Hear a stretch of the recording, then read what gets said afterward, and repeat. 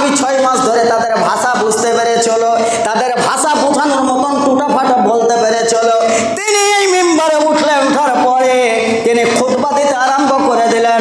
আর খুতবা দেওয়ার পরে মানুষকে সচেতন করলেন দ্বীনের পথে। বলা হলো, ইয়া আইয়ুহাল্লাযীনা আমানু উদখুলু ফিস-সিলমি কাফা ওয়া লা তাত্তাবিউ খুতুওয়াতিশ শাইতান ইন্নাহু লাকুম আদুউম মুবিন। এখনো কোরআন আছে, তখনও কোরআন ছিল, এখনো যে বয়ান দেওয়া হচ্ছে তখনও সেই বয়ান দেওয়া হয়। এইরকম ভাবে ওয়াজ নসিহত খুতবার মাধ্যমে লোকগুলো নতুন একটা জীবন পেল। মসজিদে দেখা গেল নতুন একটা জীবন পেল মসজিদটা ঝাড়ুঝাঁটা দিয়ে। আপনি যেমন মসজিদকে নতুনভাবে সাজিয়েছেন, তারা নতুনভাবে মসজিদকে সাজিয়ে মসজিদটা আবাদ হতে লাগলো। তিনি দিন শিক্ষার জন্যে টুকরো টুকরো করে ছোট ছোট বাচ্চাদেরকে, বুড়ো বৃদ্ধদেরকে, আবাল বৃদ্ধাদেরকে তাদেরকে কোরআন শিক্ষা আরম্ভ করে দিলেন, দিনের শিক্ষা দিতে আরম্ভ করলেন। একেও কোরআন শিক্ষা দেয়, বাচ্চাদেরকেও দেয়, এভাবে দেয়। দিতে দিতে একটা বিরাট প্রভাব সরে গেল।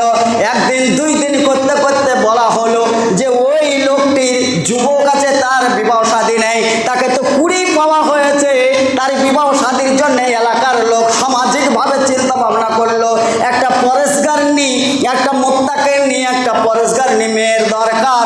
কার সঙ্গে বিবাহ দেওয়া হয়? ঘুরতে ঘুরতে একটি মেয়ের সন্ধান পাওয়া গেল।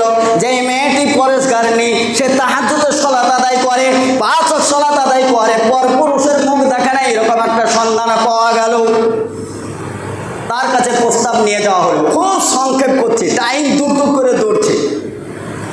এমন জায়গায় ঘটনাটা পড়েছে, আমি না পাচ্ছি ছাড়তে, না পাচ্ছি পুরোটা ক্লিয়ার করতে। তারপরে বলছি, সব দিন তার খুতবা দেওয়া হয় না, সব দিন আসিও না।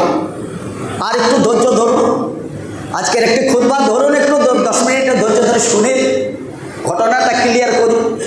ঈমান কাকে বলে?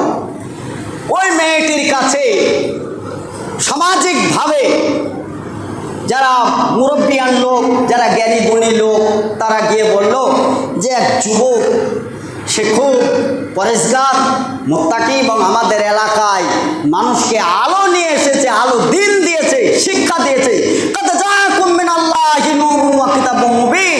তারা স্পষ্ট দলিল, স্পষ্ট আলোর সুরমে আমাদেরকে আহ্বান জানিয়েছে। আমরা তার